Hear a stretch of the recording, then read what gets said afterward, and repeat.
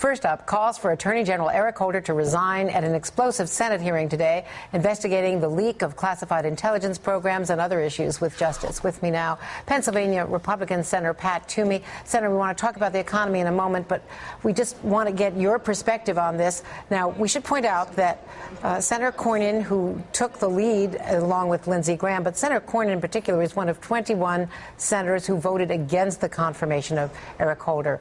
So he already had a grievance against him, but it got very fiery there today.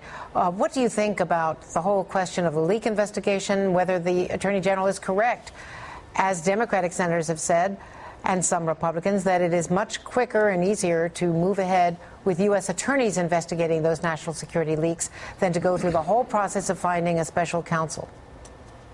Well, the question, though, is do we really have an independent and aggressive investigation? Because these leaks are very, very disturbing, Andrea. There's no doubt in my mind that it undermines national security, and that is very, very important. It certainly looks like a pattern, or at least the fact that it's happened repeatedly.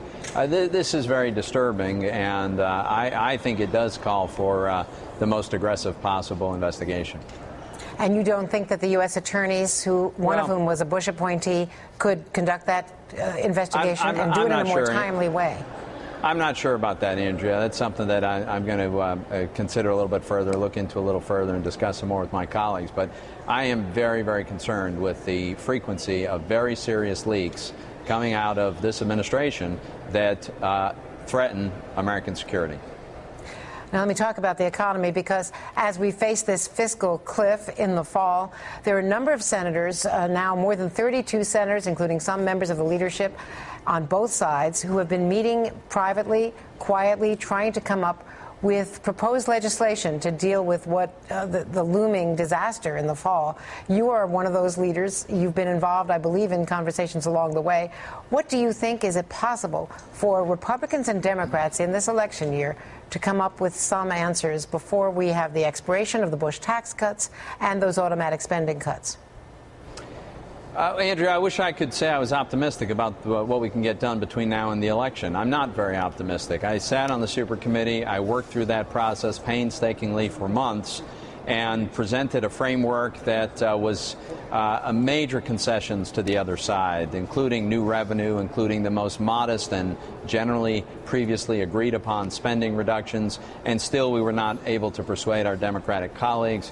As you know, we have the House Republicans have passed budgets in consecutive years. Senate Republicans, we've introduced budgets, we've voted on them, but our Democratic colleagues refuse to do this. So it's very frustrating, and I'm working on a tax reform piece that I think ought to be part of this. I know I have colleagues working on other aspects of it. I wish I could tell you that we were going to get some kind of breakthrough this summer. I think that's unlikely. And finally, I wanted to ask you about the report. I'm going to follow up in a moment with the White House, of course, with Gene Sperling. But this report from the Fed, which says that the recession was so much more painful for the average American family, especially middle-income families, than previously thought, and that it wiped out 39 to 40% of families' net worth. Does that, in fact, justify what the president has been saying and the White House has been saying about the need for more help and the need for more stimulus? Andrea, well, it's devastating. It is horrendous. Families have had so much of their life savings just erased from this financial crisis and the subsequent enormous recession. The problem is the president's program has been making it worse. The president got the big stimulus bill that he wanted. He got the huge health care takeover that he wanted. He had complete control of the elected government for the first 2 years, could do whatever he wanted, and he did. And we are still in this terrible situation where the economic growth is so feeble that we're not even creating enough jobs to meet the demands of the new entrants in the workforce, much less putting back to work the people who've lost their jobs. What we need to do is clear away some of these excessive regulations, bring federal spending under control, because we're on a completely unsustainable level, and that's having a chilling effect on the economy, and take off the table the threat of this massive tax increase. Unfortunately, the president wants to double down on all the failed policies that he's been pursuing. Of course, we should point out that that Fed report only went through 2010, so it doesn't even bring us up to date, so we don't know what the data are from the last 2 years. But we do know the last year hasn't gone very well, and even now our economy is not even growing at 2%. That is so feeble. As I say before, it's leaving people off the payrolls. It's not creating the demand for new workers that would help to elevate wages and thereby standards of living.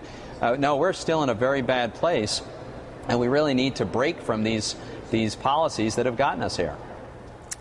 Senator Toomey, thank you very much. Thanks for joining us today.